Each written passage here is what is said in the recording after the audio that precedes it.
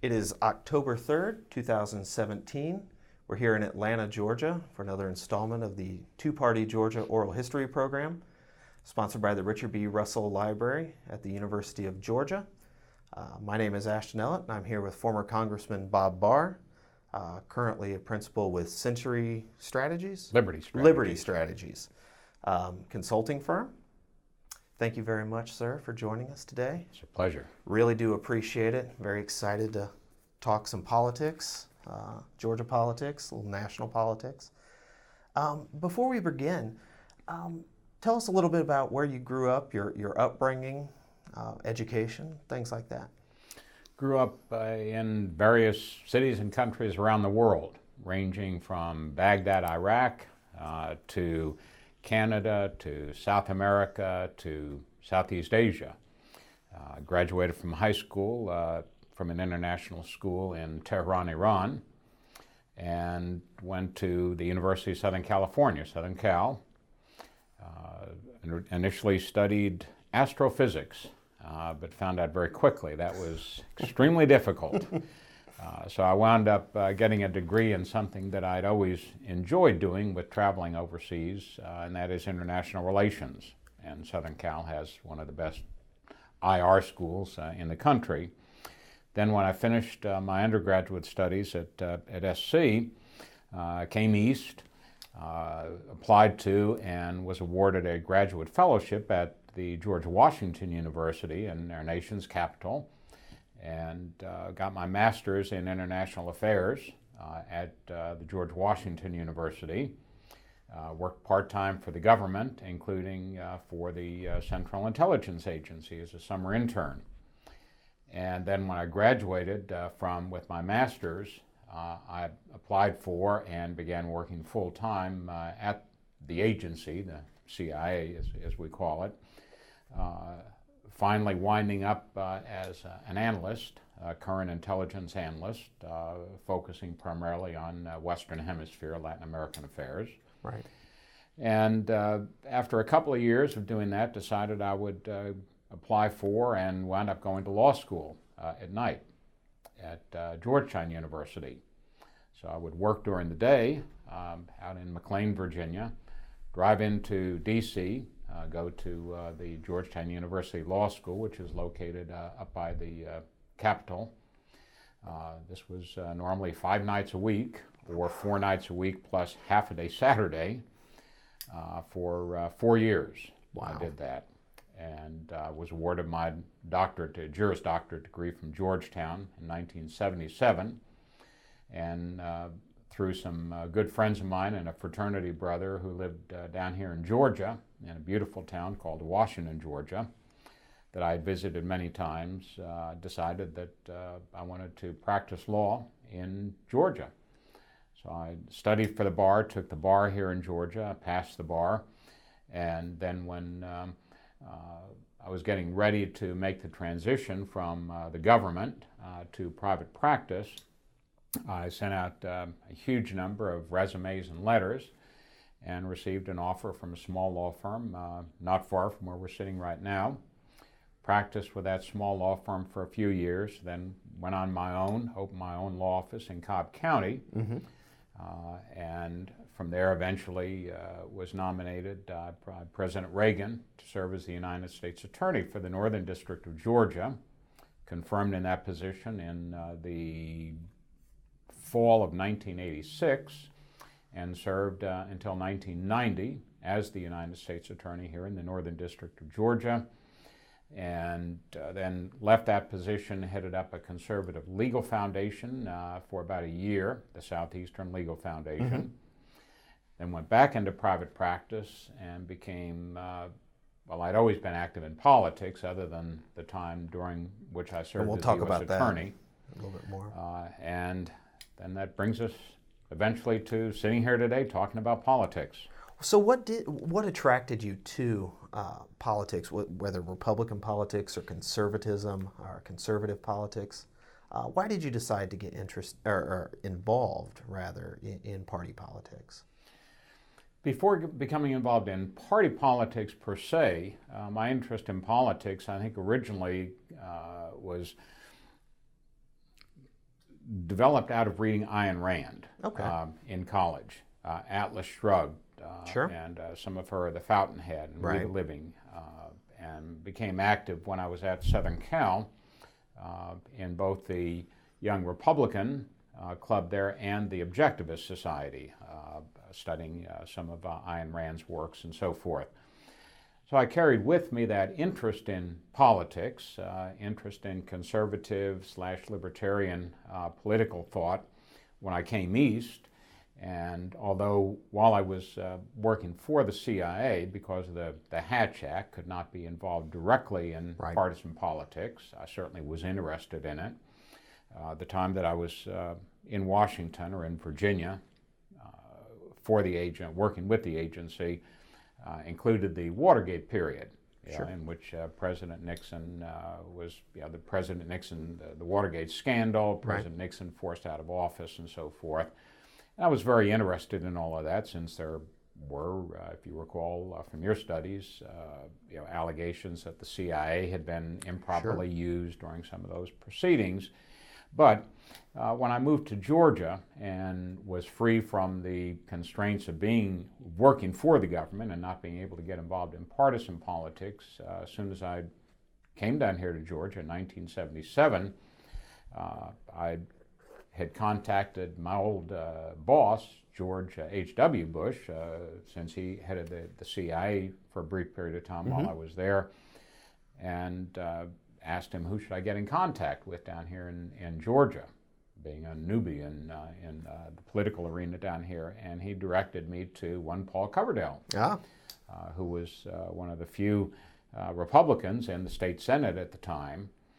And I got involved with Paul, got to know him very well, and then since I settled in Cobb County, just by chance, one of the emerging strongest Republican county in the state, got involved locally with the party, the Republican Party in Cobb County, and then the Congressional District Party and the State Party and so forth. But really, the one person that was sort of my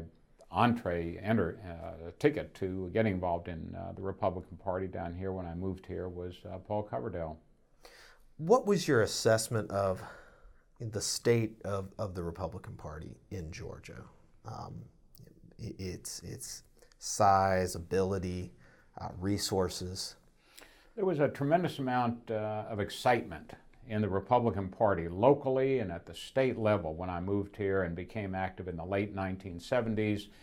And then, of course, with the election of Reagan in 1980, that excitement became, absolutely palpable. And the Democrat Party certainly was there, but there was not the excitement that I saw, and I think people saw in the Republican Party as it was developing into a viable party, statewide party in the state of Georgia in the late 70s and early 80s.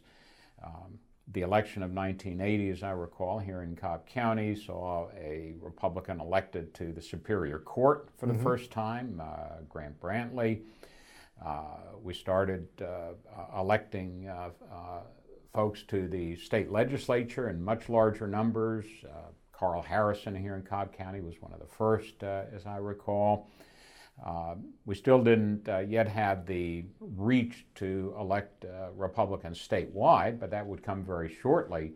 But the election of Ronald Reagan developed, I think, so much, or ignited so much excitement in Georgia and in the Republican Party that it was almost inevitable, I think, we saw at the time, that sooner or later we would be in the majority party. Now, it certainly took some time to get there, but it was very much a process that kept moving in the right direction. We had organization, we had grassroots volunteers and excitement. We started fielding very, very good candidates for state office, local office, commission seats, and so forth.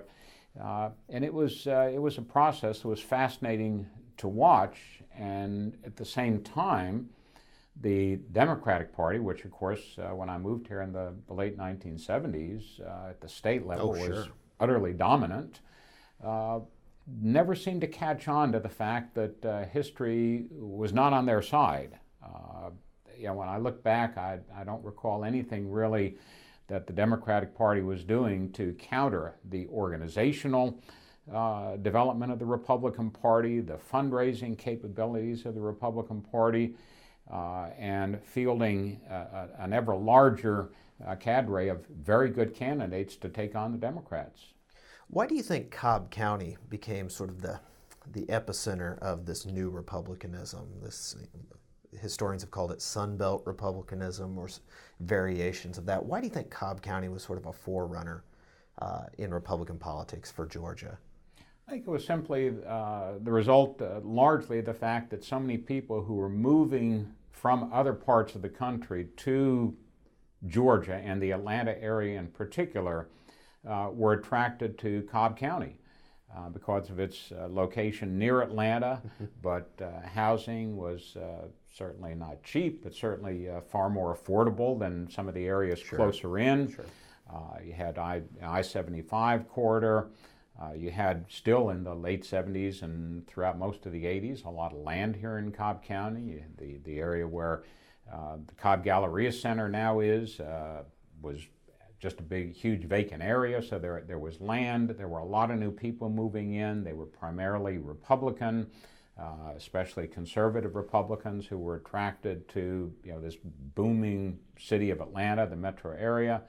And Cobb County, because of its proximity to Atlanta, the ease of access, the good schools, new businesses becoming headquartered in Cobb County, just attracted a lot of Republicans. Now, you were the chairman of the county party here in Cobb County, correct? I was, back in 1985 and 1986, if I recall. What was your approach? What did you hope to accomplish in that position? A couple of things. One, to build on the work of my predecessors as chairman. We had, as I mentioned, a very active organization with a lot of volunteers, and I viewed the job of chairman to continue to organize the county party, to continue to raise money and awareness of the local party, to help identify and convince good candidates to put themselves forward for local and city positions, as well as state legislative seats, to try and find the very best candidates to run for positions in the Congress, and to do what we could to convey that excitement to other parts of the state, including other counties in the Atlanta area. So from that position, by 1986, you're appointed to the U.S. Attorney. How did you go from Cobb County Party Chairman, private practice attorney, to U.S. Attorney? What's the process there? Of course, I had, throughout that entire period, I was practicing law here in Cobb County, as I've continued to do to this day. So I was a lawyer, which is a prerequisite to being a United States Attorney. The Republican senator at the time, Mac Mattingly, we had a Republican president, Ronald Reagan, in 1986. So the sort of the confluence of having a Republican president, a Republican senator, and a vacancy in the U.S. Attorney position. Larry Thompson, my predecessor as presidentially appointed U.S. Attorney, had resigned a while before, opened that seat up. And I applied for it along with a number of other attorneys and was fortunate to be chosen by Senator Mattingly, who then sent my name forward to the Senate for confirmation and background check and so forth. So how did you approach that position? How did you try to put your personal experience to use as U.S. Attorney? Even at that time, in 1986, the U.S. Attorney's Office for the Northern District of Georgia was a large office, much larger now, of course, but at the time there were probably 100 employees, including about 50 assisting U.S. attorneys and then support staff. So it was a large office with an awful lot of cases that either were or should be of interest to the public. My approach was that it's very important for the public to know what the Department of Justice is doing, and as the U.S. Attorney for the Northern District of Georgia, I was the top federal law enforcement official in the district, and I viewed it as an important part of my responsibility in that position to let the public know as much as possible, given the constraints of ongoing investigations and secrecy of grand jury work, to let the public know as much as possible about what their Department of Justice was doing. What were the priorities of the office? What were the important cases that we're handling? Why were we handling these cases?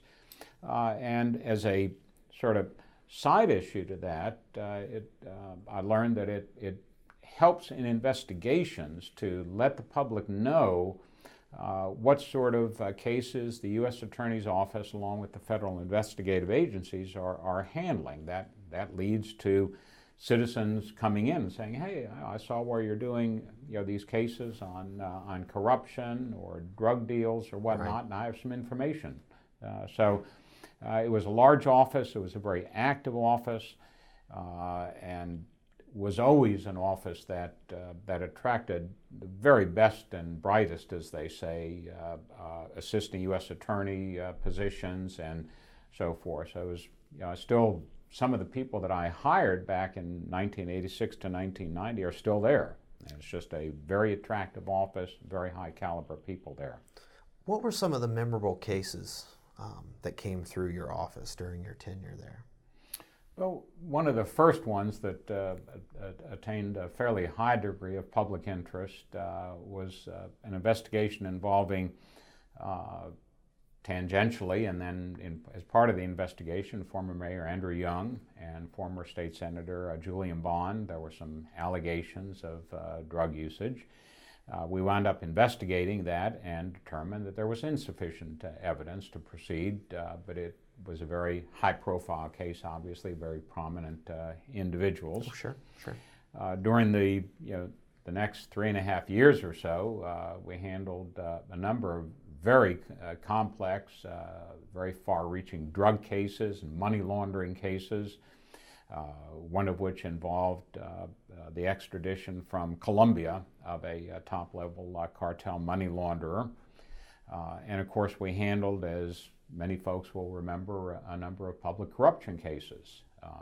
I actually put together a public corruption unit with an assistant U.S. attorney assigned specifically to it, and agents from the various investigative agencies such as IRS, FBI, assigned to investigate and put together appropriate prosecutions involving public corruption. And there were a number of those that we handled involving some local commissioners involved in improper payments in return for decisions on zoning matters. And then in 1988, the case in which former U.S. Representative, Republican Congressman Pat Swindle, was indicted and convicted and did jail time in a federal prison facility. So you're in that position until 1990. So you weren't involved in fellow Cobb County resident Johnny Isaacson's campaign for governor or anything. But how did you decide to get into active seeking elective office?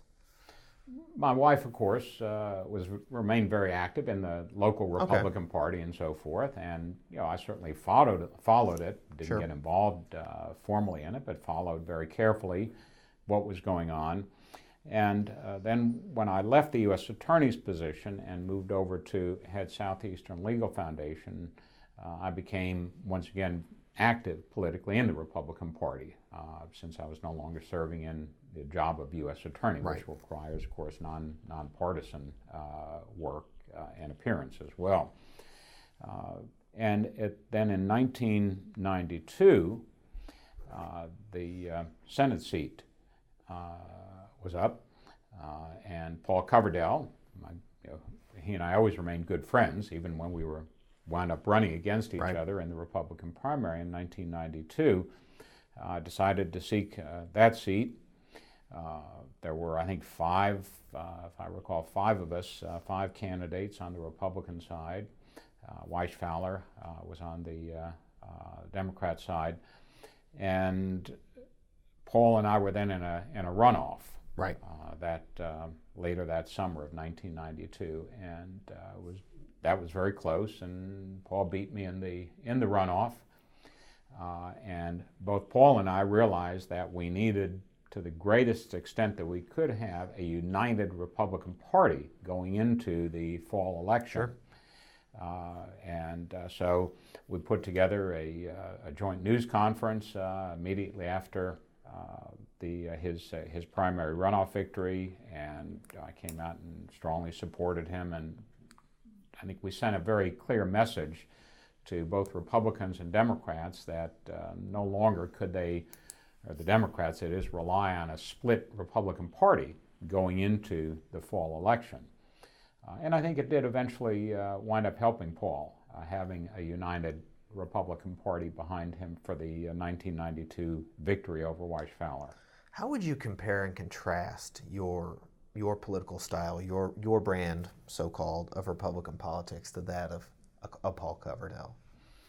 Paul was an extremely gifted politician and public servant, politician in the best sense of the word. He was very, very calm, very even-tempered, very careful about what he said, what he did, and I think that's why he was, very successful both in becoming a leader in the state Senate, when being a Republican in the state Senate normally didn't amount to much, but he was able to put together, work with Democrats who were then in a very significant majority, and to make sure that he kept his Republican base, in touch with his Republican base. Right.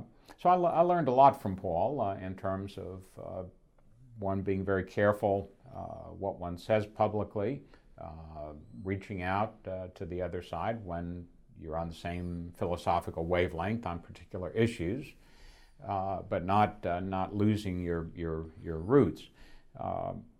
My style probably is somewhat different from Paul's, as I developed in the House when I then ran in 1994 and right. was elected right. to the House. But Paul was always kind of a mentor to me, and I always appreciated watching him and learning from him. In '92, there was also a really strong, one of the other really strong challengers was John Knox, who was the former mayor of former Democrat, former mayor of Waycross. What was your assessment of both maybe his campaign, but more largely the emergence and development of the Christian right in Republican politics in Georgia at that time? We'd seen that really going back to the late 1980s. Sure. With the rise of the Christian Coalition and Ralph Reed. And it became, to some extent, within the Republican Party, kind of a divisive movement. I'm not casting blame on anybody or either side, but the rise of the evangelicals in the Republican Party and the Christian right, so to speak, presented both opportunities and challenges to the Republicans. The opportunity is, for the very first time and beginning in the late 1980s, Christians, as concerned citizens, really started becoming far more active and openly active in politics. Here again, I don't think the Democrats really foresaw the extent to which that was happening and the effect that it eventually would have. But by the same token, there were challenges within the Republican Party between elements and individuals who were not as wedded to religion, not as religious, shall we say, were a little bit more moderate perhaps on some of the issues such as abortion. Not that they were pro-choice, although there certainly are within the Republican Party pro-choice voters, but working through these issues was not always easy. No. Within the party. So you were unsuccessful in your bid for the U.S. Senate, but that didn't deter you from seeking as you said, and as we know. So what convinced you to run for the 7th District seat in 1994? Two things, I think, in 1994, above all others, really moved me to run for the House. I guess three things. One was in the 1992 Senate race. Even though I lost it, I thoroughly enjoyed it. And I think the fact that I had come out strongly in support of Paul Coverdell right after he beat me in a hotly contested primary runoff, I think a lot of Republicans appreciated that. So that gave me support. I had very high name ID coming out of the 1992 race and from my time as U.S. Attorney. And Buddy Darden, who was the Democrat incumbent at the time, also a friend, a good friend, go to the same church in Cobb County, First United Methodist. We did back then, and we still do now. But Buddy Darden in 1993 and 1994 cast a couple of very high-profile votes that put him at odds with the majority of voters in the 7th District, what was in the 7th District, a very conservative district. He voted in support of Clinton's tax bill, tax increase in 1993, and then in 1994, he voted for gun control. Those two things, if he had cast no other votes, basically in our view, doomed him, or at least we thought that they would. The other part of the equation, the other factor was simply Bill Clinton. Right. Bill Clinton was elected in 1992, and 1994 was his first off-year election. And we saw an opportunity there simply because of his unpopularity in Georgia, and linking Bill Clinton, an unpopular president in the district, with Buddy Darden, a formerly popular but now potentially unpopular member of Congress from the district, really became the path to victory for us. And so, for example, one day very early in the campaign, there was a picture that appeared on the front page, I think it was, of the Marietta Daily Journal, of Buddy Darden and Bill Clinton jogging together. Early in his presidency, Bill Clinton would go jogging frequently. Some of my earliest memories of politics are Bill Clinton in those jogging shorts. Those jogging shorts. CBS morning show. I can vivid memories of those. He would frequently, as you probably then recall, he would invite somebody to jog with him. Well, Buddy Darden was asked, I don't know whether he was approached by Clinton or vice versa, but he went jogging with Bill Clinton, wore his University of Georgia t-shirt, and the Marietta Daily Journal put that picture on the front page. We saw it and we said, we've got to have that. So we scraped together whatever it cost. We had very little money, but we scraped together the cost of purchasing the rights to that picture. Right. It was, might have been several $100s, but it was a lot at the time. And we used that everywhere. We put it on T-shirts and flyers and large pictures, linking Buddy Darden with Bill Clinton. And it proved far more eloquent, I think, than anything I said during the entire campaign. But things aligned that year. Right. And even though I had a primary challenge in the summer of 1994, once we got through that, we focused on Buddy Darden and Bill Clinton. And it was a very tight race, as you probably recall also, but went in there with that group of, I think, 54 new members. Right. How closely did you coordinate with I guess he was minority whip at the time, or minority leader, Newt Gingrich at the time? I can't remember his specific role in House leadership. But how much did you coordinate during the campaign with those with the Contract for America, the Republican Revolution? Or were you just focused primarily on Buddy Darden and the race here in the 7th? Our primary focus throughout the entire campaign, going back to 1993 when we started, was Buddy Darden and Bill Clinton. That was and remained always the primary focus. We really tried not to veer from that very much. But I did stay in touch with Newt, as a senior member of our delegation, a minority whip at the time. Very, very bright guy. So I met with Newt occasionally and solicited advice from him, and he followed the campaign and so forth. But we didn't really coordinate extensively at all. Once you are in Congress, this is the first Republican majority since 1954, I believe. What was it like to be a part of that, as a freshman incoming congressman, to be a part of that Congress? Even before being sworn in, going back, and I apologize, I didn't answer the second half of your last question, the contract with America. Right. That became a very important part of our campaign late in the campaign. Yeah. I remember we were up on Capitol Hill. Newt and his team at the time had invited all of us up there who were going to sign on to the contract with America to come up, and almost all of the Republican candidates did. There were a few that didn't.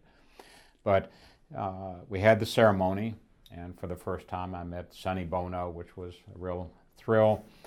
And then immediately after the signing ceremony, which was blazingly hot, I mean, it was just awful, but it was an exciting event.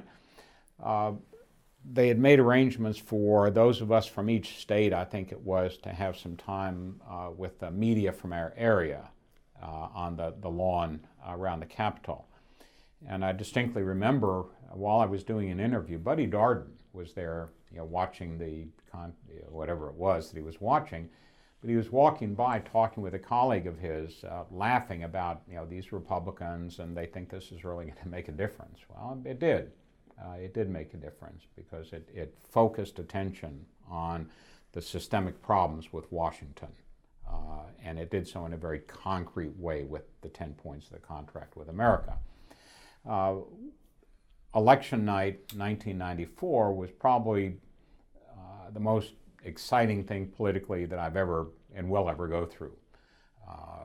Newt, I think, through his work with Joe Gaylord and his advisors and his team, I think they knew what was about to happen. They had been following it very carefully.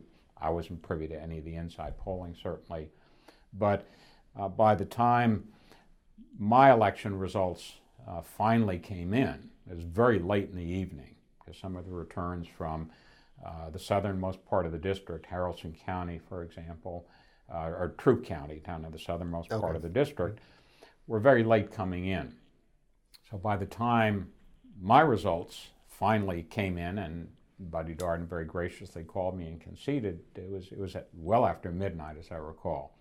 By that time, we knew that the Republicans had taken the majority for the first time in 40 years. I think it was, if not longer. And it was just terribly exciting. I mean, it's hard to imagine anything, because for my entire life in politics, the Democrats had been in charge of the House. Sure.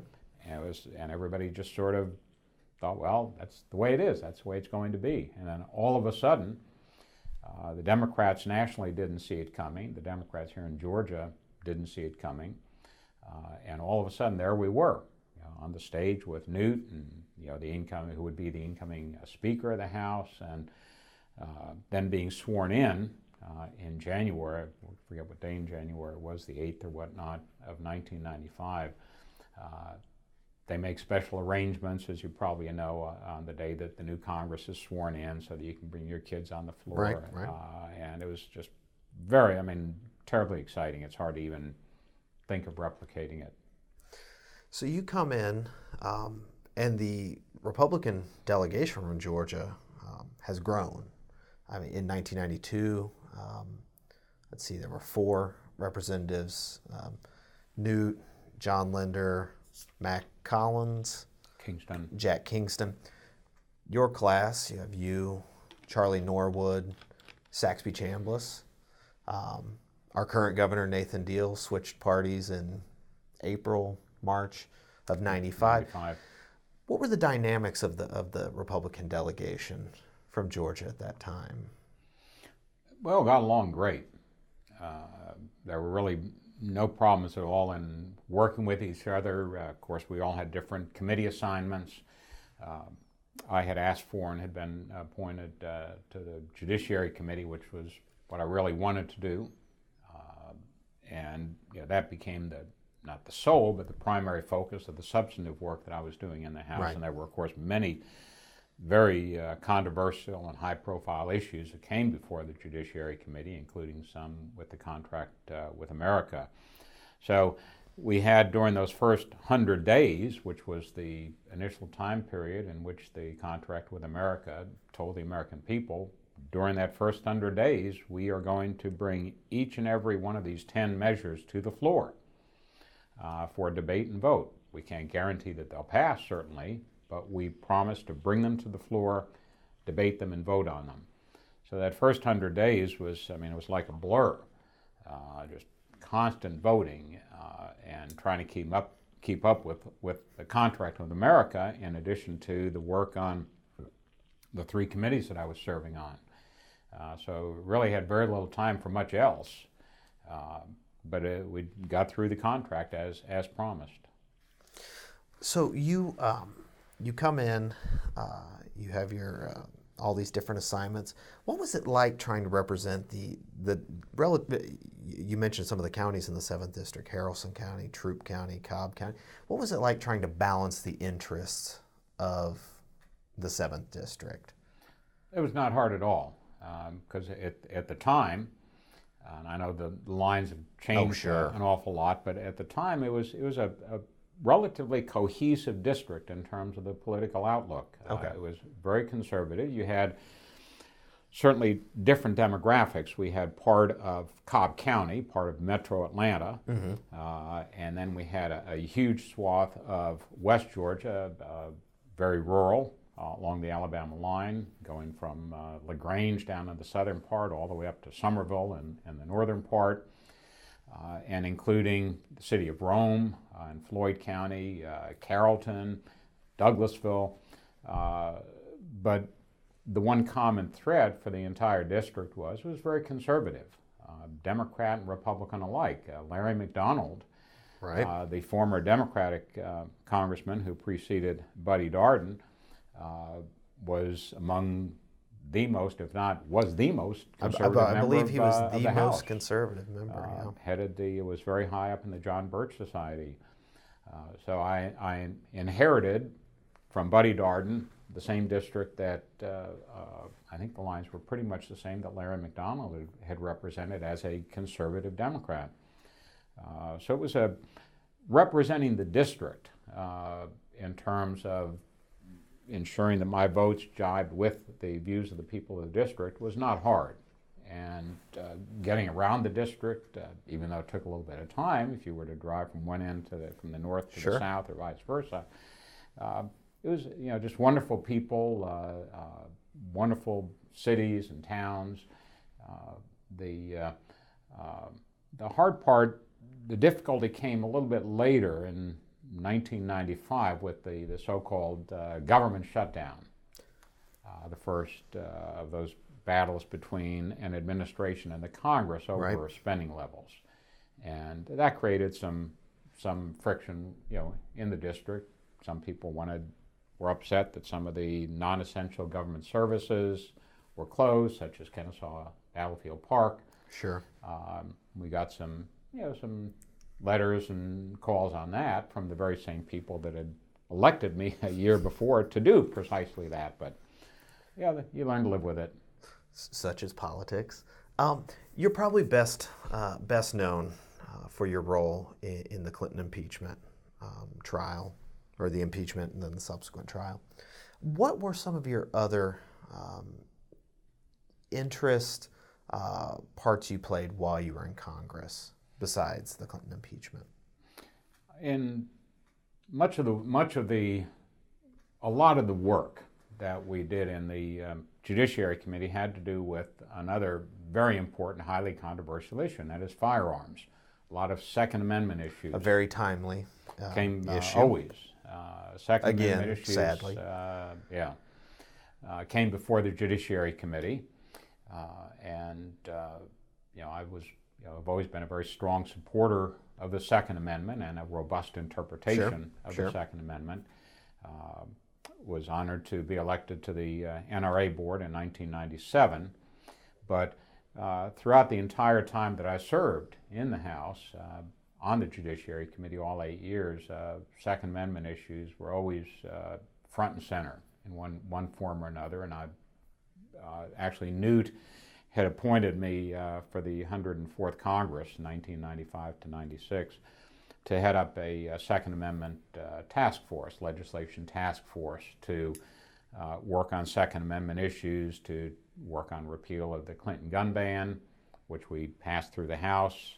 Unfortunately, the Republican leadership in the Senate didn't live up to what they had promised us, so they didn't bring it up. But Second Amendment issues, of course, were very prominent. Also, you may recall, we had two very high-profile investigations during the very first year that I served in the House, the Waco hearings that I was a part of, and the Whitewater hearings on the Financial Services Committee that I was involved in. So it was sort of trial by fire. I'd only been in Congress a couple of months, and here I was part of the most high-profile hearings in many, many years. And I enjoyed them. It's funny, the final day, I think it was, of the hearings on Waco, we had Janet Reno, at the time was the Attorney General. Right. And the hearing was being televised, and apparently my wife was watching back home. And this was before we had cell phones, but we had pagers, where you would get a little message on a screen. And during my questioning of Janet Reno, I literally get this message and look down at it, and it says, "Lighten up, honey." She thought I was being too rough. But yeah, I guess from time to time during hearings like that, I would don my old prosecutorial hat. But I thought the hearings, whether it was the Judiciary Committee or Government Reform or Financial Services, were very, very important. And among the most high profile were a lot of the issues that we dealt with on the Judiciary Committee. Are there any positions or votes that put you at odds with your Republican colleagues or Republican leadership during that time? Oh, yeah. The vote on the budget in late 1995, for example, the first so-called government shutdown. We had been going back and forth between our majority and Clinton. We would pass a budget and Clinton would veto it, then send it back, and we'd make some adjustments, and that went back and forth for weeks, as I recall. And finally, leadership decided that they'd had enough. They wanted to just get it on, move it off the table, bring the budget resolution to a vote, even though it didn't have everything in it that we wanted, pass it, and be done with it. I disagreed and voted against it. And leadership, although I did do one thing that I think is always very important for a member of Congress, whichever party you're in. If you're going to vote against your leadership's wishes, let them know. The one thing that is sort of the unforgivable sin is to not let your leadership know. They may not like it from time to time, and they didn't at that time, but I let them know I could not vote for this. We were holding out against the Clinton budget, and I thought we should continue to do so. So that was one instance. Then in 1996, 95 and 96, in the wake of the Oklahoma City bombing, there was a major piece of legislation that the Republican leadership and the Clinton administration both supported. It was the Anti-Death Penalty, or the Anti-Terrorism and Effective Death Penalty Act of 1996, 95 and 96. And it had a number of provisions in it that raised some red flags in terms of civil liberties and Fourth Amendment issues. And I brought these to the attention of the leadership, and they said, well, we support this. We want to do this. The FBI needs these powers and so forth. And what I was able to do, not just me, but I helped put together a coalition of ideological diversity. We had the NRA, the ACLU, the American Conservative Union with the ACLU, and we had Eagle Forum involved. We brought together a whole range of interests that said, now wait a minute, we may disagree on a lot of things, but we all agree that giving the government this kind of power is going to harm us. It invades privacy, it weakens the Fourth Amendment, and so forth. And we worked for months and months to scale back this legislation, and we won. Leadership didn't like it. The Clinton administration didn't like it, but we put together a coalition of the right and the left to agree to limit government power, and we were successful. And I think that set the stage for some of the other work later on in which the Congress was involved, where people could pull together diverse groups. You don't see much of that nowadays, but it did work. Ironically, one of the areas of somewhat bipartisan cooperation is in the area of civil liberties. Now with Senator Rand Paul in Kentucky trying to pare back the Patriot Act. Right. Did you vote in favor of the Patriot Act? I did. It was a very tough vote. Sure. And like Don Young, congressman from Alaska, who voted for it and said later on it was the worst vote he ever cast, because as it turned out, part of the reason that I think Don Young, if I'm not mistaken, voted for it, even though we had some serious misgivings about it, were the fact that a number of changes had been made. The Bush administration did agree to scale some of the provisions back. We were able to get sunset clauses into a number of the provisions. Right. The administration promised that they would not use it for non-terrorism related investigations. Turned out to be false. They promised that they would report transparently and accurately to the Congress on how it was being used. Turned out to be false also. But I did vote for it, and like a number of other conservatives, regretted it because of the way it turned out to be used. So not long after that, back closer here to Georgia, the Democratic majority in the General Assembly here redrew the congressional district lines strategically, placing you and your fellow Republican John Linder in the same district. They did the same thing with Saxby Chambliss and Jack Kingston down in southeast Georgia. What was it like knowing that you were going to have a primary contest with a colleague like John Linder? Well, it wasn't pleasant. Sure. John and I had never been particularly close,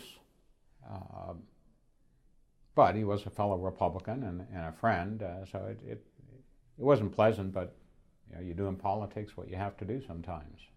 How had the district changed, either demographically or culturally, after the redistricting process? Well, it went from being a largely West Georgia district Right. to a metro Atlanta district, stretching from Cobb County up through North Fulton County, if I'm not mistaken, over into parts of Gwinnett. So it's sort of like a dome across the top of Atlanta. And although still very Republican, not as conservative as the old 7th District had been. And I'm gathering from your tone that you understood that put you at a disadvantage.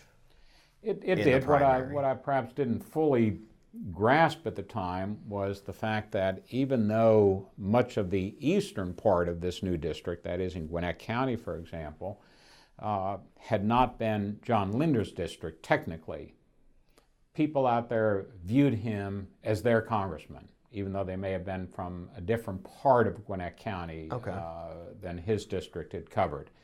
And even though they knew me and I think liked me and agreed with me, to some extent I was viewed as an outsider. Okay. In that primary race. So you were defeated in that primary and leave Congress early 2003. Right. Not long after that, you actually left the Republican Party. Well, it was a few years later. Okay. It was in I think probably in 2007. Okay. So walk me through that process of, here you are, somebody who's a long-serving member of the Republican Party from the grassroots level up to Congress. What was the decision-making process like that led you out of the party during that time? Here again, it wasn't easy since I'd been a lifelong Republican. The problem was the Bush administration engaged in policies that to me were not consistent with core Republican Party beliefs as I saw them. That is respect for privacy, respect for individual liberties, guarding against abusive and expansive government power, and maintaining at least some degree of fiscal responsibility. We had balanced the budget in the Balanced Budget Act that we passed in 1997, and Bill Clinton signed it eventually. And the federal budget remained balanced for I think 3 years. Well, then Bush came in, the Republicans maintained control of the Congress, and the budget burst through the roof, unfortunately. But I can live with that. That wasn't the primary issue that caused me to join the Libertarian Party. It was the civil liberties issues. To me, the Republican Party, as Ronald Reagan always tried to enunciate, and I think largely did practice, I was always very wary of government intrusion into people's lives, particularly through use of our criminal laws. And when the Bush administration, when it became known that the Bush administration had engaged in massive surveillance in the post 9/11 world, had engaged in enhanced interrogation techniques, that is torture, in violation of U.S. law and treaty to which the U.S. was a signator and had ratified. The denigration of the great writ of habeas corpus by the Attorney General, Alberto Gonzales, at the time. To me, those were so wrong and so different from core Republican Party beliefs that I couldn't support it anymore.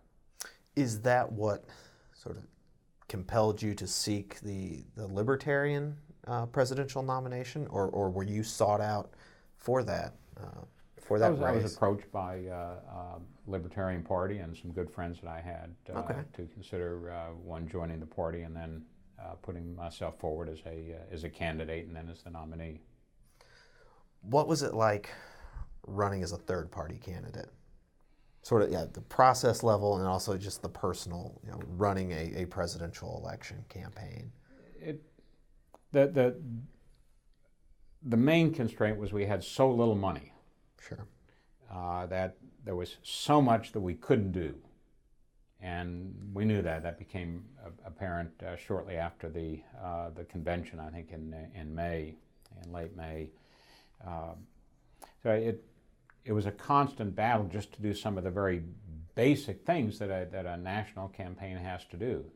But there were so many places we wanted to go, we needed to go, and we just didn't have the money to do it. So that was really a major constraint. Part of the problem was also fighting within the Libertarian Party, which goes on to this day, unfortunately, for the Libertarian Party.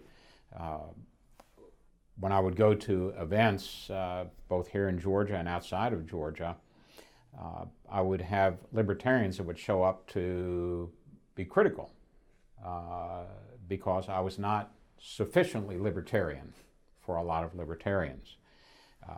So constantly fighting those battles internally, I think, weakened the effort, and not having the money to really get out as much as we should hurt. Do you think that those factional divisions within the Libertarian Party, and obviously there are factional divisions in the Democrats and the Republicans, do you think it's accentuated because of the size of the party, or the fact that it doesn't have millions and millions of members or identifiers that the two major parties have?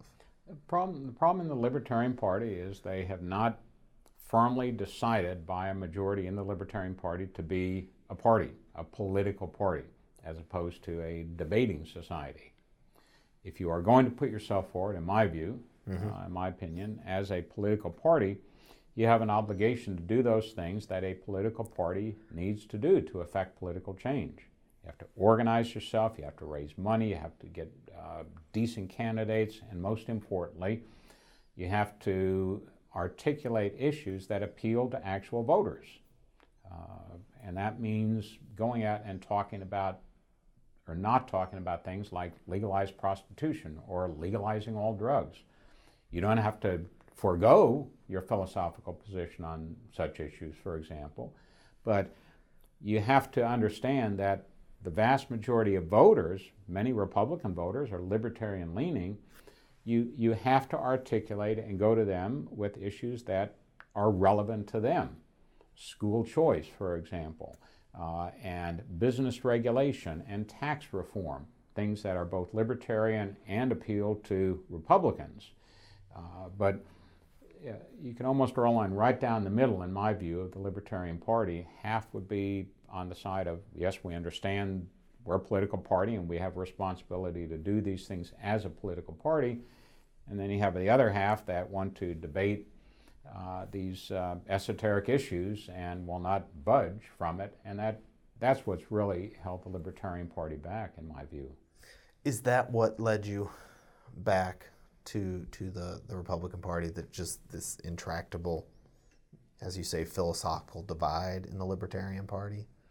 It was more the fact that the Republican Party over the last several years has become more, it has returned more to its roots. Not, certainly not completely. I don't agree with everything that the Republican Party has done nationally and so forth, but it has come back, I think, from the excesses in terms of civil liberty abuses and some of the spending abuses that we saw in the second Bush administration. So you attempted a comeback to Congress. How had campaigning or the Republican Party changed in that, will be 20 years since your first campaign for Congress in 1994? How had it changed? Of course, technology has changed it dramatically. When I was first involved with the party, we used to have sessions in which the primary work to be done by our groups of volunteers was licking stamps and putting them on envelopes. Nowadays, that's really a very, very small part, mailing letters like that. So the technology, using everything, I guess, from Facebook to Twitter and so forth to convey political messages has made it very, very different. Having a 24/7 news cycle has made it very different. It isn't so much so important now as it was 20 or 30 years ago, to try and get on the evening news cycle. Right. Because there are so many other outlets constantly for people to see and receive messages. But some things don't change. The one issue more than any other, I think, in 2014 when I ran, when Phil Gingrey had stepped down in what had become the 11th district, is the fact that I had written a letter of support for Eric Holder as Attorney General. Now, if one were to read that letter, one would see that I said accurately and truthfully, you, Eric Holder, and I disagree on many issues, including Second Amendment issues, but I'm happy to support you in this position to which President Obama has nominated you, and he has a right to have his people in these offices. Sure. So, right.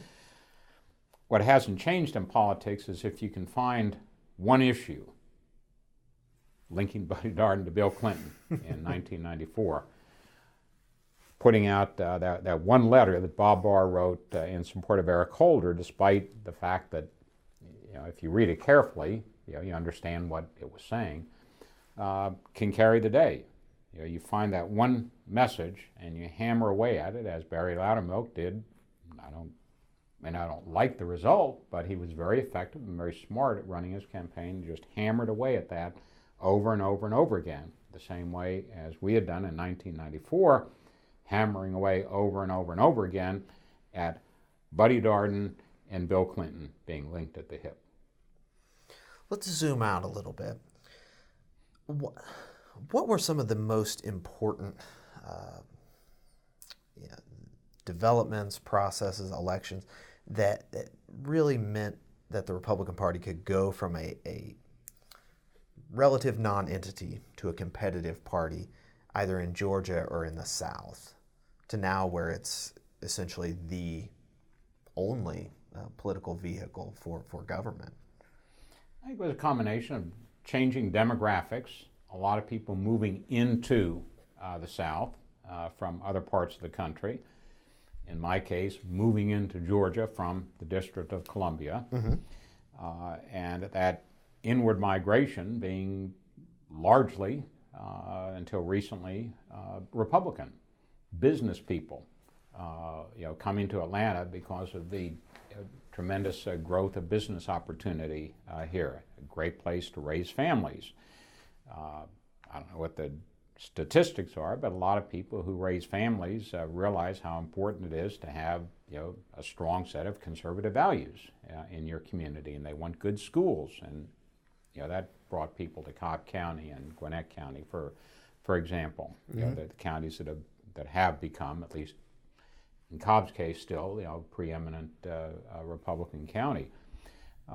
I think it's also that the Republican Party has emphasized, especially through Newt and his work with GOPAC and other Republicans at the national level, they really understood grassroots politics, and they understand and understood the discipline that's necessary. You have to have a grassroots organization. You have to learn to raise money. You have to have a consistency of message. You have to develop a good farm team of candidates. And the Republican Party, from the national level on down, particularly here in the South, understood that and did those things year after year after year. The Democrats basically here in Georgia, in my view, just rested on their laurels. They rested on the fact that we always had majorities here going back to Reconstruction. They never seemed to develop, even to this day, a coherent message or a consistent organization or good candidates or raising money locally. And I think in whatever year it was when Roy Barnes lost, 2002, I don't think they ever saw it coming. The same as nationally, the Democrats never saw the revolution of 1994 coming. They just wore blinders. How were Georgia Democrats, and Georgia Democrats held on a lot longer than other Democrats in other southern states, how were Georgia Democrats able to hold on to power so long, in your estimation? Simply through having been in power for so long and controlling the levers of power, the patronage, for so long. There's a tremendous residue of that in any political system, and you see that in Georgia as well. I think you see also a racial divide between the political parties, between African Americans and whites, not to a great extent, but still you see that in the demographics of some of your urban areas in Atlanta, and the Democratic Party still maintaining a very strong hold among African American voters. But beyond that, the Republican Party, at least until recently, really has exhibited and demonstrated a keen understanding of how to discipline a party, maintain an organization at the grassroots level, and have a consistency of message that the Democrats just didn't seem, and still don't seem to have. Do you think there's a divide, not necessarily a divide, do you think the state party here in Georgia is more unified around particular priorities or principles than, say, what we're seeing in Washington in Congress right now? It's a little early to tell, since Okay. John Watson has just taken over Okay. as state Republican Party chair. And I think will do a very good job. He understands the organizational needs of the party, the grassroots needs of the party, and at the same time, the need to raise money both high and low. The party has suffered up until the current time, under John's leadership, has suffered from not having good leadership. And the party has drifted somewhat from the way I described the party beginning in the 1980s and through the 90s and early 2000s, where we had a terrific, well-organized, well-funded state party that had strong grassroots developed out there. But if you don't work that constantly, it fritters away. It dies off, and that has happened to the Republican Party here in Georgia in recent years at the state level, and also I think the Republican Party, now that it has such a massive majority, all statewide offices on the Republican side, strong majorities in the House and the Senate, they have to be careful that they don't fall into the same mindset that the Democrat Party did here in Georgia for so many years, and that is thinking that, well, since we are such a strong majority, we'll always have it. And you sort of lose track of the fact of who brung you to the dance, as they say, and you let your grassroots and your local funding, your local candidates sort of wither on the vine. Do you think that's the greatest threat to the Republican majority here in Georgia or in other states in the South? I think it is anywhere where you have a party that has been out of power or in a very pronounced minority status for so long, and then they fairly quickly become a majority party and then a supermajority party. I think the real danger is the quality of governance begins to suffer. And you see the difference, when the Democrats in Georgia were in power, they basically took care of their own. As long as they kept their people in power and make sure that, whatever county or municipality or agency it was had sufficient money, they really didn't interfere that much in people's lives.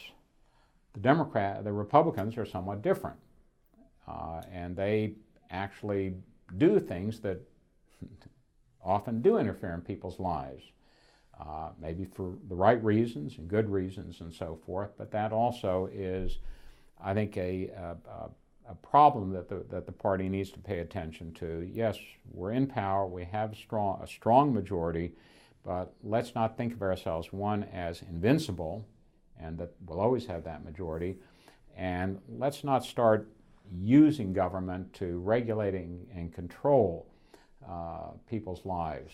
Can you elaborate on that a bit? What sort of issues?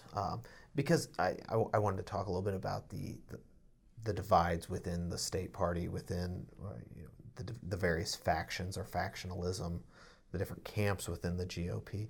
What sort of issues are you talking about in terms of drifting or getting involved in people's lives? Taxes, for example. You have the hospital tax a couple of years ago that was pushed by the Republicans. I forget exactly what they call it, the transportation tax. There's a hotel tax and rejiggered the gasoline. The tax for transportation, which were pushed heavily by the Republican leadership. And then you come to issues like the marijuana issue. Right. Simply, I think it's Representative Peake, who simply wants to simply make the essence of marijuana that can, I forget the substance of it, that not the THC, but the medicinal derivative of marijuana available to families, particularly children, that need it, to actually provide a medicinal benefit. And year after year after year, the Republicans fought him on that. He was finally able a few years ago to get sufficient votes to pass it, but it was so restrictive, so watered down that it's almost meaningless. Mm-hmm. That's an issue that one would think Republicans would embrace. It's not going out there and selling marijuana to school kids. The product that they're talking about, it doesn't give you the high. It is simply for medicinal values, medicinal value. Yet the Republican majority at the state seemed, I remember listening to debates. Well, this will open the door to all sorts of stuff. But that's another issue. Some of the Second Amendment issues. I forget when it was, maybe 3 or 4 years ago, the issue came up whether or not a business could prevent somebody from coming on the business owner's property or the business's property carrying a firearm. That became a issue within the Republican Party, which was in the majority at the time. And even on an issue like that, where one would think that, well, of course the Republicans support the Second Amendment, and so long as the business owner doesn't expressly object to it, people should be able to do that.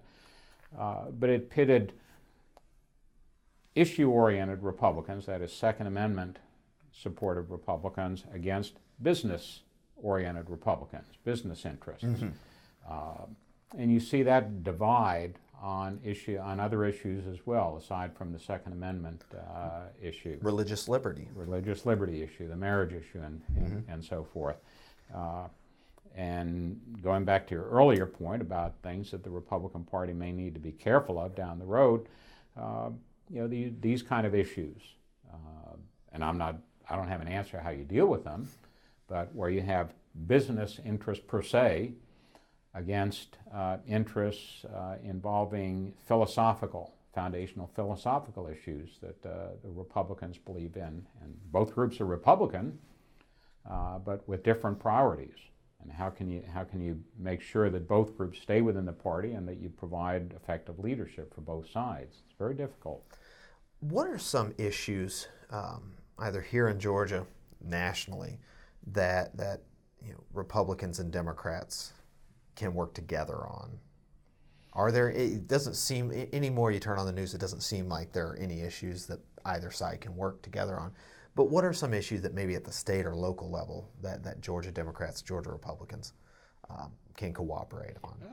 History tells us the answer to your question is absolutely there are issues that they can work on. If there's a will, there's a way. Mm-hmm. We did it back in 1997 when we had a Republican Congress, a conservative majority, Republican majority, and Bill Clinton. It simply takes effective leadership. And that's the one ingredient that seems to be missing. Certainly at the national level, there is no effective leadership in either party or in either house, really. But you look at taxes, we were able to fashion some limited, certainly, tax relief, cuts in the capital gains tax as part of the 1997 legislation. We significantly reformed welfare as part of that 1997 bill. It simply takes leadership and articulating the issues, finding the common ground, getting rid of the chafe out there. There just doesn't seem to be any or much willingness to do that. But you look at taxes, there's all sorts of things that could be done with taxes. Mm-hmm. You look at the tax code and you ask Democrats to, how can you reform it? And they can come up with a laundry list, and Republicans can do the same. They're probably not going to match up entirely. Well, certainly aren't going to match up entirely, but you're going to find common elements there. Find those and work with them. Healthcare as well, I suspect. One lesson that the Republicans have learned is that I used to have a radio show called Bob Barr's Laws of the Universe. And one of the laws of the universe is that the most powerful force in the universe is the force of the status quo. Once something becomes the status quo, e.g. Obamacare, it becomes next to impossible to get rid of it, to dislodge it. There are ways that you can work around it and work within it and change it and so forth. Sure. But repeal and replace and repeal sounds great. It's a great campaign slogan. But the fact is, repeal and replace is not a law of the universe. The status quo is. And I think Republicans made a mistake in pressing that, making that their signature issue, not realizing or just disbelieving or ignoring the fact that once once it becomes the status quo, you have all sorts of vested interests that will defend it. And the changes need to be made. I think everybody agree that changes need to be made. Yet it became this this talismanic thing of repeal and replace. And when when they turned out you couldn't do that, you're going to suffer, and it makes it difficult to get other issues through. 2016. I want to get your assessment of what happened on the Republican side, where Donald Trump obviously didn't come out of nowhere. He's been sort of a ubiquitous presence in public life, mainly in New York and on television. But how was Donald Trump able to go down the golden escalator and seize the Republican nomination from people like Jeb Bush, Ted Cruz, Marco Rubio? How was he, John Kasich?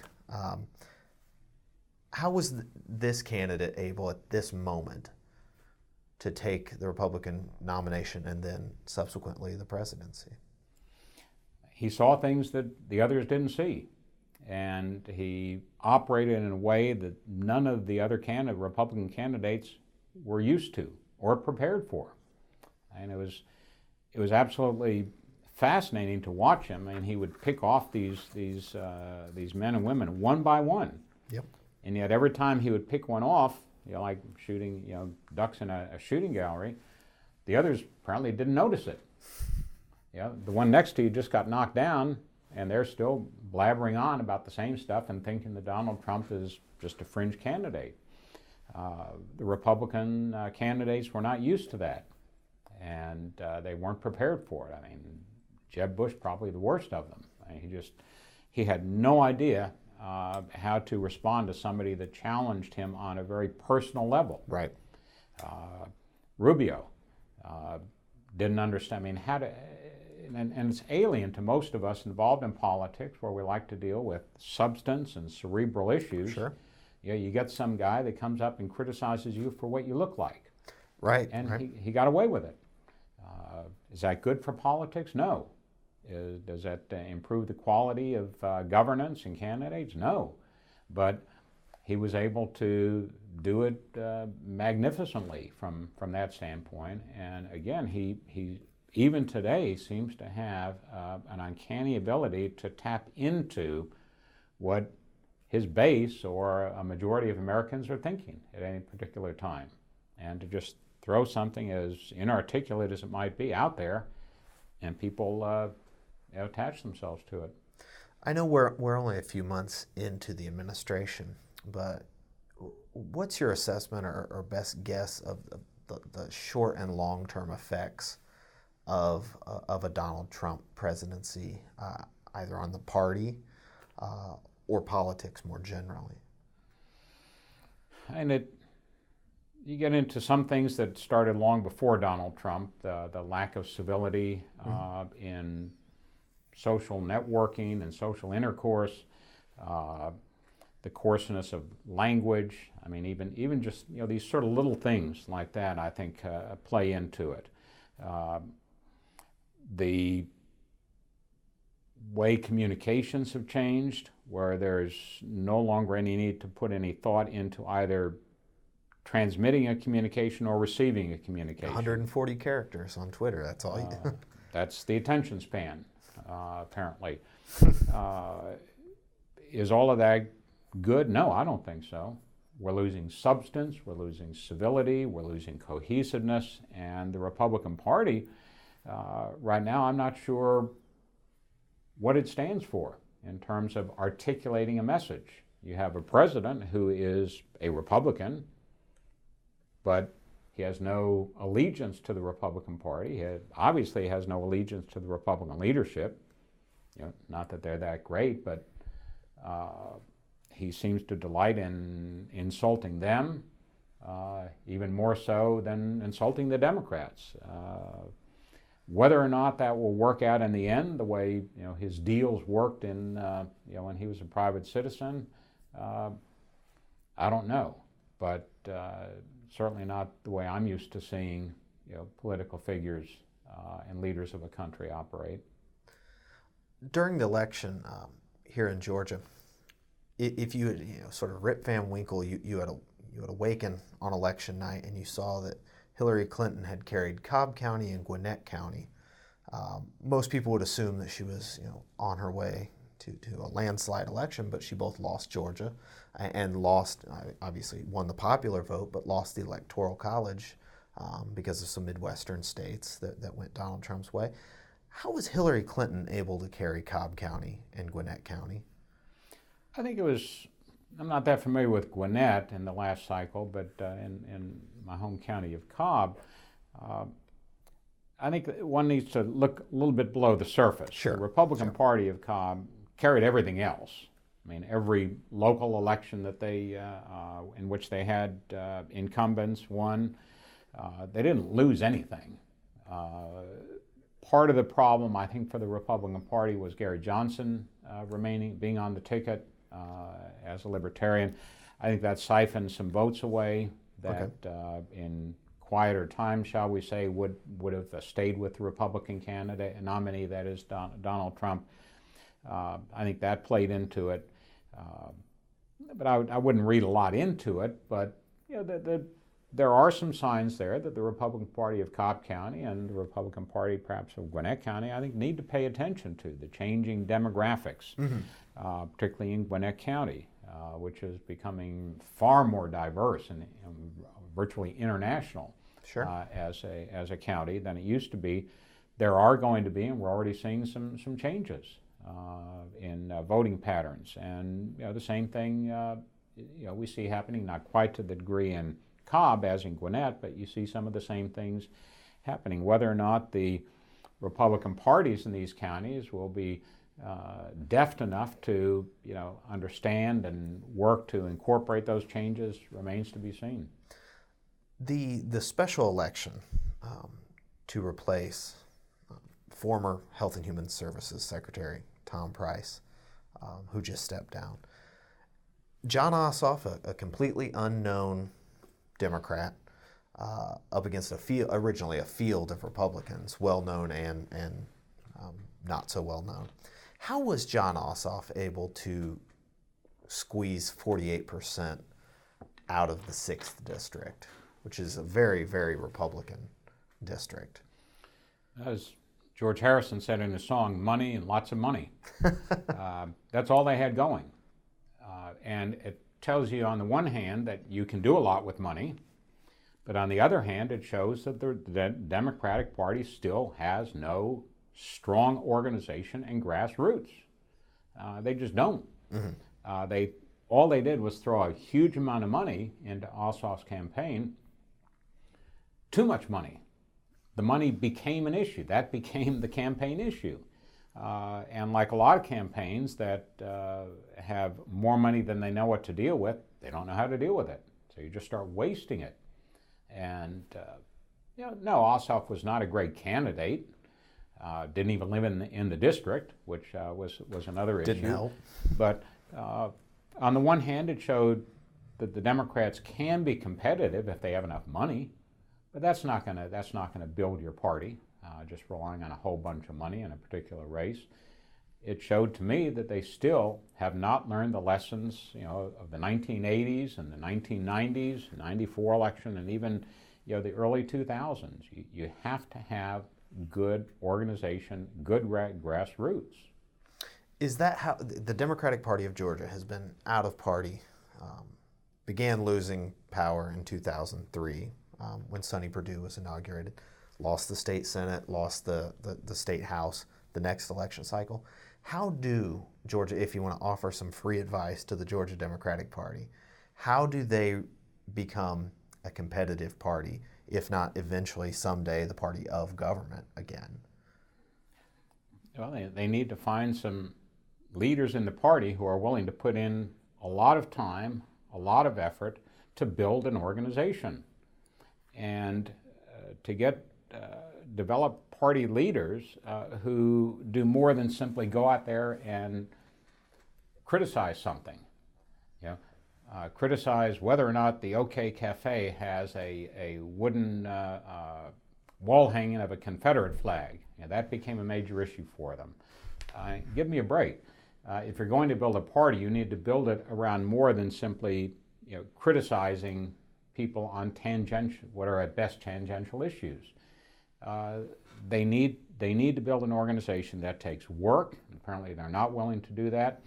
It takes a concerted effort over a period of time, and it takes raising money, not just from a few major donors, but the grassroots also.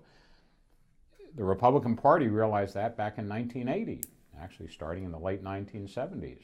And the floodgates didn't open immediately, but eventually they did because of that strong organizational, consistent work and messaging over a long period of time. There's going to be a gubernatorial election. There's going to be a whole lot of elections in 2018. But on the Democratic side, you have Stacey Evans, a Cobb County legislator, squaring off against her former minority leader, Stacey Abrams from DeKalb County, I believe. I'll have to check and see if I'm wrong on that. What is your assessment of that race and how it's going to play into the dynamics of the Democratic Party of Georgia, as we've discussed? I mean, not to take anything away from either of those two women. I mean, they both have distinguished careers, have worked hard in the state house and so forth, but I don't think either of them has any presence outside of really their area.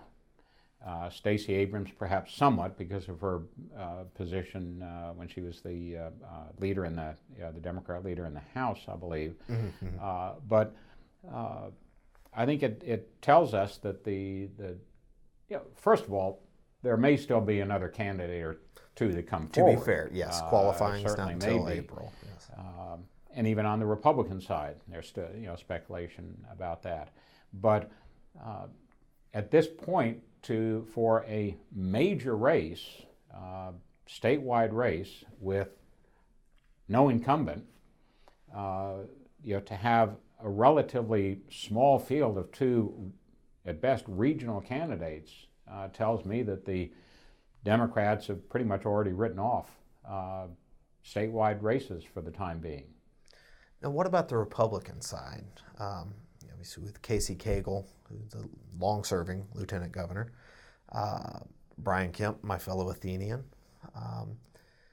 and then a pair of state senators, Hunter Hill and Mike Williams, and I believe there's another gentleman, Clay Tippins, whose uncle, I believe, serves in the state legislature from Marietta, West Cobb. What's your assessment of that race and how it may break down ideologically, policy-wise? And again, there may be another candidate that brings another perspective into the race. I think it's still a little bit early. Yeah. The candidates, at least the sort of the top tier ones, Cagle and Kemp, seem to have spent and be spending most of their time just developing their organization, I'm presuming out there raising money to build a war chest and so forth.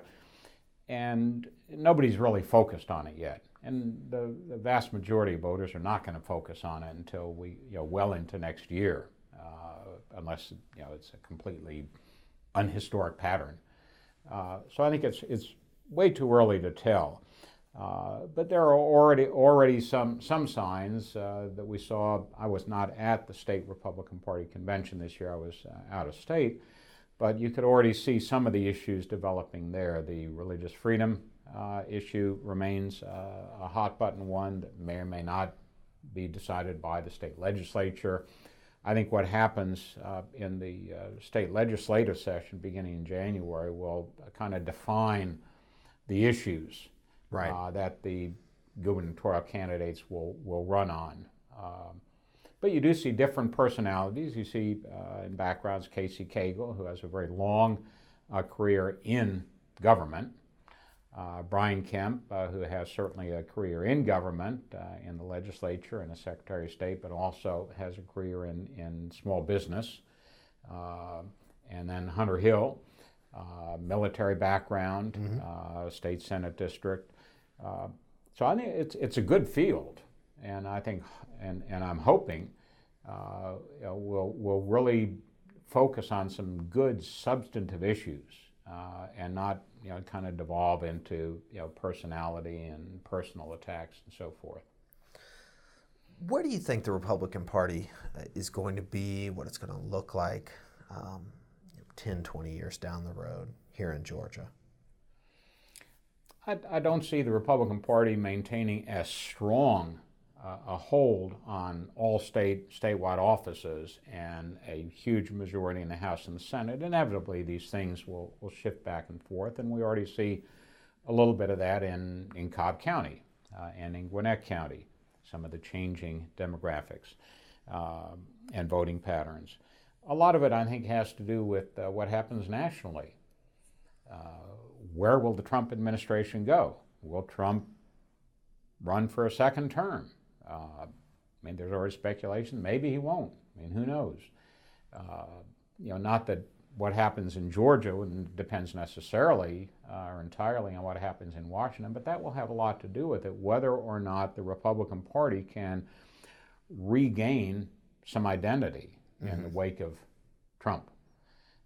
If the party can, if they can really start articulating a clear message and showing that they can actually, as a majority party, get things done. I mean, that was one thing that, even though everybody didn't like Newt Gingrich, and certainly everybody didn't like Bill Clinton, they got things done.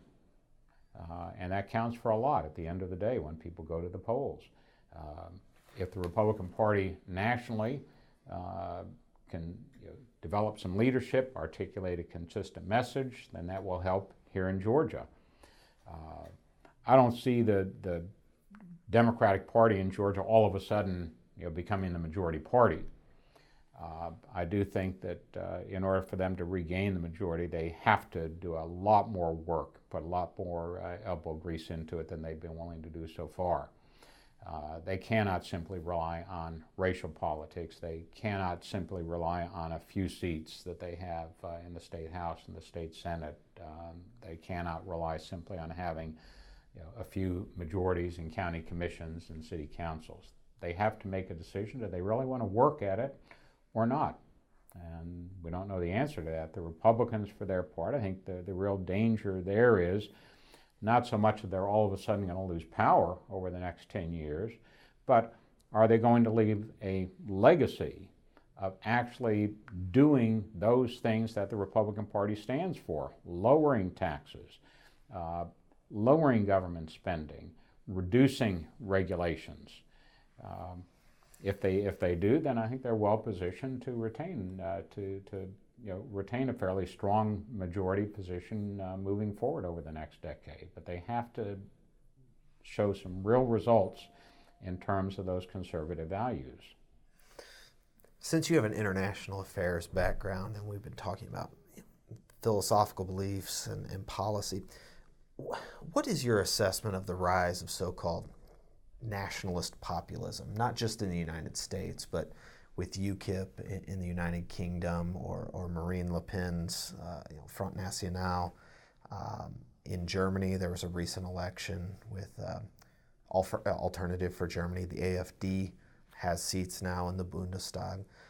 Is there something to this populist uprising on the left too, with Bernie Sanders here in the United States and Jeremy Corbyn in the British Labour Party? Is there anything to that, or is this a populist moment, I guess? I don't read a lot into it. I don't see a dramatic change. I mean, these things come and go. We saw it 20 years ago, and I forget the name of the fellow in Austria, very far right. Oh, yeah. Fellow was killed in an auto accident a number of years later. But you see it happen. It kind of swings back and forth, but what doesn't change over in historic context is the fact that most people, most voters in whatever country they're in, are going to gravitate toward the center. And we saw that in the French election just recently. You have a fairly leftist prime minister up in Canada, Justin Trudeau. He's already running into some problems, from my reading of articles up there, because he's not doing anything. I mean, he's basically just mouthing the same sorts of rhetoric that got him into office, but voters up there are the same as voters elsewhere. Sooner or later, they want to see some results. They want to see you actually start doing some things that help the country or help the state or help the community.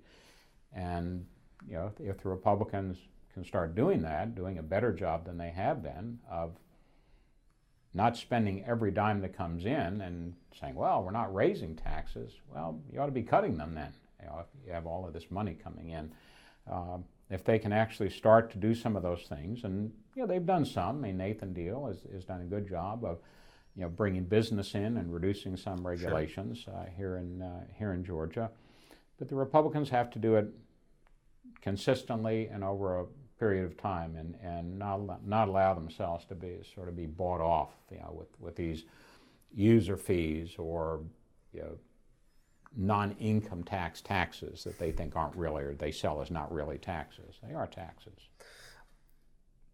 I know we zoomed all the way out to international affairs, but now that you mentioned Nathan Deal, school choice, or not necessarily school choice, but the so-called failing schools, the school takeover amendment, how it was framed in 2016. Is that another divide within the Republican Party, or is that just a disagreement with party leadership, the current party leadership, over the role of state government in local school districts?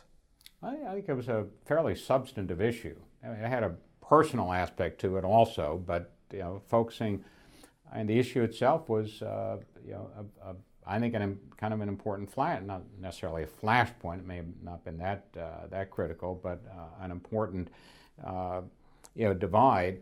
Are we going to solve problems or allow problems to be solved, in this case in the education arena, locally, or do we want a higher level of government, in this case the state government, to step in and solve those problems, even if they say they're doing it for the right conservative reasons? It's the same debate that we see playing out in Washington between centralized government and federalized government. We see it here in Georgia as well. Should the state control or local control? And it's an important issue, and it's important to a lot of people, particularly parents that have children in school. They want to have that control locally, not in the hands of bureaucrats. I think that's kind of issue that will resurface. One of the last things I want to get your thoughts on, criminal justice reform has been, at the state level, Nathan Deal has also spearheaded some criminal justice reform, sentencing, diverting nonviolent younger offenders. Also at the national level, again, Rand Paul and others, and this is sort of a bipartisan issue, trying to, I suppose, dial back the sentencing requirements during the war on crime, so-called. What are your thoughts as a civil libertarian and as a former U.S. attorney on criminal justice reform and sort of the direction it's taking? We need it. The system needs constant reform. We haven't had that for many, many years, and I commend Governor Deal for really taking that ball and running with it, being one of the leaders along with Texas and some other states in terms of taking a real hard look at sentencing, how we deal with people who have committed crimes, how we deal with them on the front end and the back end in terms of trying to reintegrate them and at a minimum remove barriers to them becoming productive members of society again. Nathan Deal has done an awful lot in that area. An awful lot needs to be done. The states have really taken the lead in that because the federal government has dropped the ball, primarily in the Congress.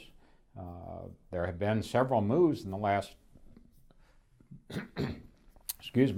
several moves in the last few years to reform criminal justice, whether it's asset forfeiture or sentencing or whatnot.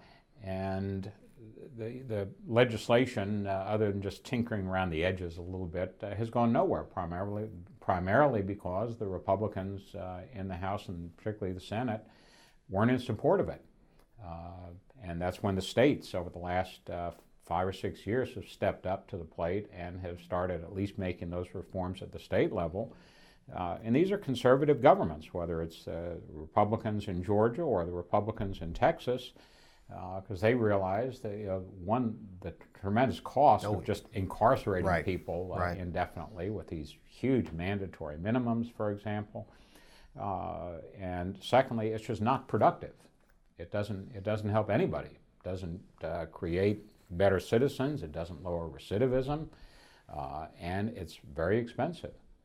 So I'd like to see this go somewhere nationally, and there are some groups in Washington that are pressing for it, but so far they haven't been able to gain a lot of traction on the Republican side. Is it because of the optics of the politics that perhaps you're stuck in a 1980s, 1990s framework of that sort of like medicinal marijuana? It's a drug issue. You're weak on drugs. You're weak on crime. Is it an optics issue or an optics concern that's holding back a large-scale support for what you spell out as relatively common sense reforms that are needed? They are common sense reforms, whether we're talking about the sort of sentencing reform or criminal justice reform or marijuana laws reform, so to speak. A lot of it is simply Republicans don't like the optics. They don't want to be accused of being soft on crime or soft on drugs or whatnot, or soft on pornography with these expansion of crimes that are considered sex crimes, and therefore you have to be on a sex register, even though it might have been something that was close to benign back when you were a teenager or whatnot. Part of it is the difficulty in getting people in Washington to actually look at the substance of something. That's always been the difficult part. Going back to something we talked about earlier in the Anti-Terrorism and Death Penalty Reform Act of 1995, the reason I and others were able to affect some substantive change in that legislation, even though the entire Republican leadership fought us and the Clinton administration fought us, was we picked out substantive issues, we articulated them over and over and over again, and finally won. Most people in Washington, they want to deal with an issue very quickly and move on to something else.